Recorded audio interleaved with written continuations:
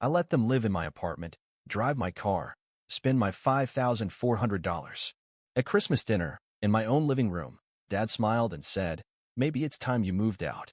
Mom followed, "No room for you. I feel awful, truly." Everyone nodded. Someone said, "It's only fair." I said nothing. But that night I canceled everything and sent one message. They were shocked, but an even bigger surprise awaited them the next day. "You know," my dad said, swirling his wine like he was narrating a Netflix special, "maybe it's time you moved out. Get your own place. Give us some space." I didn't answer, mostly because I couldn't believe what I was hearing. We were sitting in my living room, at my dining table, under the string lights I hung last month to make the place feel less like a box. Nicole had her feet tucked under her on the velvet chair I bought last fall. Mom was wearing my hoodie. Dad was drinking a bottle of wine I picked up from the nice shelf, not the discount one I usually go for. And they were asking me to leave. Mom followed his line like a script. "There's just no room for you here anymore. I feel awful. Truly." She didn't look at me when she said it. Someone mumbled, "It's only fair," and a few heads nodded like they were on a panel voting me off the island. I looked around the room. My couch, my walls, my lease. Nicole just raised her eyebrows and sipped from the mug she'd stolen from my kitchen this morning. The one that says "Introvert in Recovery." The irony made my stomach twist. I didn't say a word. I let the silence do the work. Let the sound of forks scraping plates fill the space where a family should have been. The part that stuck in my throat wasn't even what they said. It was how naturally they said it. Like I was the guest. Like I hadn't been the one who let them move in, who loaned them my car, who covered $5,400 worth of rent, food, bills, and emergency vet visits for Nicole's dog this month alone. They lived in my apartment, ate my groceries, used my streaming accounts. And now they were done with me? I lay awake that night on the sofa, the same one I gave up my bed for, staring at the ceiling fan as it spun like it was trying to hypnotize me into staying quiet again. I replayed every favor, every bill, every excuse they gave, every time I made it work so they wouldn't feel ashamed. At 2:11 a.m., I got up. No music, no dramatic pacing, just calm. I opened the bank app, turned off card access, paused utilities, disabled guest Wi-Fi, opened our family chat and typed one sentence. "This is no longer your address. Good luck." Then I set the phone down and went back to the couch. They'd be shocked in the morning. But that wasn't even the real surprise. 3 hours after I sent that message, I woke up to banging on my front door. Not knocking. Banging. I didn't even have time to finish my coffee before the screaming started. "Open the door." That I was Dad. Nicole chimed in from behind him, all breathy and dramatic. "He's just mad because we asked him to be an adult for once." I stood in the hallway. I could hear Mom sobbing, emotional pressure, right on cue. "Just talk to us. Please. Don't make this worse." I opened the door halfway. Just enough for them to see my face. Just enough for them to see that I was done playing the role they wrote for me. Dad's face twisted into that performative mix of rage and hurt he thinks makes him look like a good father pushed too far. "You really locked us out? You canceled everything? You're treating us like strangers?" "You're not criminals," I said, voice flat. "You've been living off me." Mom gasped. Nicole scoffed like she was about to launch into a speech. I shut the door before she could. They stayed outside for a full hour. I didn't open it again. That day I checked the bank again. The savings account I thought was fine was empty. Nicole had access. It was for emergencies. Apparently, buying herself a new iPad counted. I checked the receipts. She used my card to order it the same day she told me she couldn't even afford shampoo. I didn't text her. I didn't call. I sent her a screen recording of the transaction. Her reply? "OMG, calm down. It's not like you were using it. You're always so dramatic." I stared at that message for a long time. That was the moment the switch flipped. 3 days later, I was tagged in a post. Nicole's. A picture of her in a fancy cafe downtown, smiling with 2 friends I didn't recognize. The caption? "Finally free from toxic energy. #new chapter. #some people never grow up." 30 comments. One of them, my cousin Brooke, wrote, "You deserve peace, babe. You've always been the strong one." I didn't reply. I screenshotted everything. The next day, I got a text from my boss. "Hey, just a heads up. Someone called HR and said you've been using company software for personal gain. Anonymous tip. Sounded weird, but I'm letting you know. Only 3 people knew I worked from home on that laptop. Only one of them used my guest login every morning to check her Facebook. Nicole." Later that night, I found my toothbrush snapped in half in the bathroom. My bed stripped. My favorite hoodie gone. It was Nicole. She'd snuck in earlier while I was out, still had the key. I changed the locks that evening. Installed cameras. Logged her out of everything. Even Spotify. Then I called the landlord and officially removed her name from the emergency contact field she never should have been in. And I posted one thing on my story. Just black background and white text. The line between family and user gets thinner when they start using your money to fund their lies. It sat there for 24 hours. Then I deleted it. I didn't need their comments. But the real blow came 5 days later. One of Nicole's old exes, Jason, messaged me. We'd barely spoken before, but he said he saw the post and just had a feeling. She used to do the same stuff to me, man. Told her parents I hit her when I broke up with her. I still got the messages where she threatened to burn everything if I didn't pay her rent. He sent screenshots. Dozens. Some of them had my name in them. Stuff like, "He'll help. He always does. He's too soft to say no." That one made me sit down. At this point, my dad finally cracked. He made a post on Facebook, a long, self-pitying rant about ungrateful children and how sad it is when the ones you love most betray you. He didn't name me. He didn't have to. The comments did it for him. My aunt wrote, "He let you live in his place and now you turn on him?" My cousin tagged me and said, "You always had issues, bro. Maybe get help instead of airing dirty laundry." And Nicole? She added, "He's always been unstable. He just hides it behind money and fake kindness." That was the moment I stopped reacting and started collecting. I bought a new hard drive. I dug through old backups, emails, photos, messages. I pulled receipts from PayPal, Venmo, Zelle, notes from conversations, even audio because I'd recorded one in July when Nicole said, "I mean, if you're already paying for rent, what's one more little favor?" She laughed when she said it. I didn't. I had all I needed. And just when I thought they couldn't sink any lower, my dad called my boss again, this time pretending to be an anonymous client. He filed a fake complaint. It backfired. HR called me in, but I'd already warned them, already showed them proof of who had access to my devices. My manager told me to handle it privately, but thanked me for the heads up. I didn't handle it privately. I was done being private. I scheduled a dinner. Christmas. I told them we needed to talk. I made sure they came. They didn't know I had copies. They didn't know who else I invited. They didn't know the table they'd be sitting at was already set with the kind of truth you don't walk away from without a scar. And I wasn't done. Not even close. I set the table myself. For plates. For chairs. The fourth wasn't for me.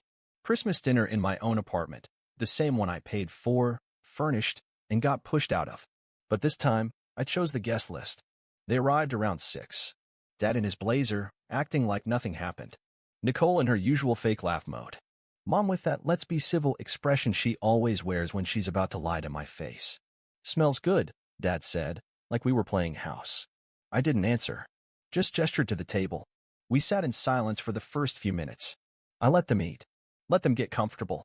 Let them think this was reconciliation. Then I pulled out the first envelope. "Before we get too deep into this festive crap," I said, "I have something to share." I slid the envelope across the table to Nicole. "What's this?" she asked. "Your Amazon order history. Using my card. $3,174.26. Mostly candles and crap you post on Instagram." Her face dropped. I turned to my mom. "This one's yours," I said, sliding her a second envelope. "Screenshots from your text with Nicole. The ones where you said, and I quote, 'He's too soft to fight back. He'll come around like he always does.'" She blinked, then reached for her wine. "And you?" I said, turning to Dad. "Don't worry. I saved the best for last." I picked up the iPad I'd placed beside my plate and tapped the screen. An audio clip started playing. "If he cuts us off, I'll handle it. His job isn't secure anyway. I'll call his boss myself if I have to. We'll make him beg." My father's voice. His mouth opened, closed. No words came out. Just a red flush crawling up his neck. "That's from your call with Uncle Jared," I added. "He recorded it. Said you crossed a line. Sent it to me last night." Mom started to speak, but I cut her off. "Oh, and Nicole?" I said, pulling out a small hard drive and placing it gently in front of her. "Remember this?" Her eyes went wide. "I found your backup. 5 folders. One labeled FAM. Inside, fake messages, edited screenshots, and audio you cut and pasted together to make it look like I threatened you." She stood up so fast her chair nearly tipped. "That's not true." Sit down. I said it low and steady. She sat. And then I gave them the final blow.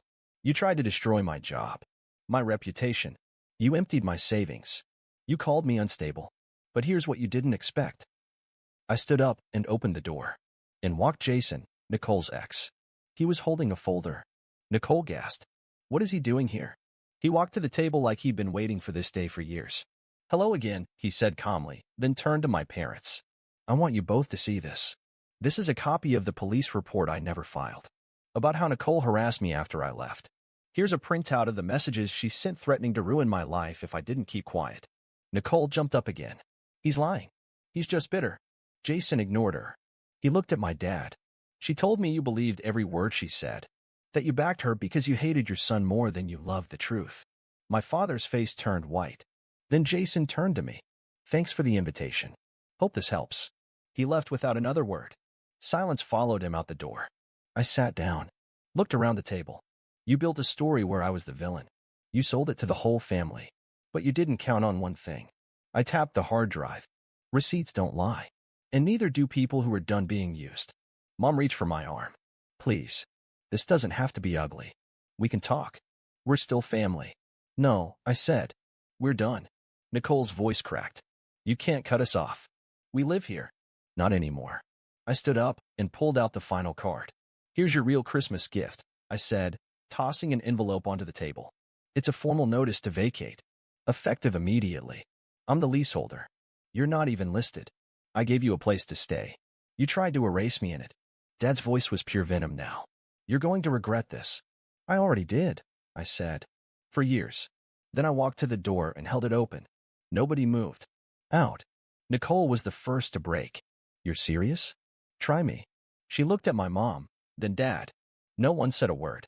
Finally, they stood. Quiet. Small. Dismantled. As they walked past me, I handed Nicole a second envelope. What's this? She hissed.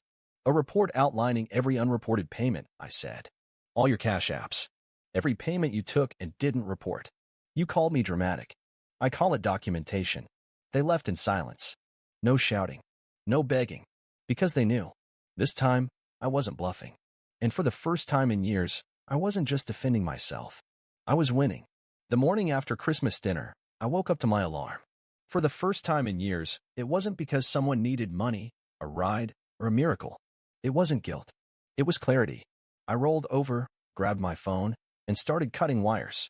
The shared Netflix account? Canceled. The cell plan with my dad's number? Removed. The Apple Pay card Nicole had borrowed? Deactivated. The Wi-Fi in the apartment they used to call home? Terminated. The health insurance I'd been covering just for now? Also gone. Everything unplugged. No warning. No explanations. Just silence, the kind that shakes people louder than screams. The last thing I did was call the electric company. Hi. Yes. That account's under my name. I'd like to shut it off. No, I no longer live there. They'll figure it out. I hung up before she could ask why. By noon, my phone buzzed. Did you shut off the internet? Nicole's panicking. Dude, Mom's crying. She said the fridge isn't working. They're going to freeze without heat. You serious right now? I said nothing. Because for the first time, I meant it. That evening I sat alone in my new apartment. The one they didn't know about. The one I'd been slowly building in silence, while they laughed, while they took, while they assumed I'd always be there. The fridge was still empty. No decorations yet. But it smelled like freedom, paint, and hardwood and space that belonged to no one but me. And it hit me. I had nothing left to offer them, and that was the best thing that ever happened to me. At 7:46 p.m., I opened a new Google Doc. Title: Rules for the New Me. Rule 1. No more emergency payments. Rule 2. No more explaining myself. Rule 3. No more help, when help is just code for stay quiet and sacrifice. Rule 4. Don't apologize for walking away from people who burned every bridge then blamed you for the fire.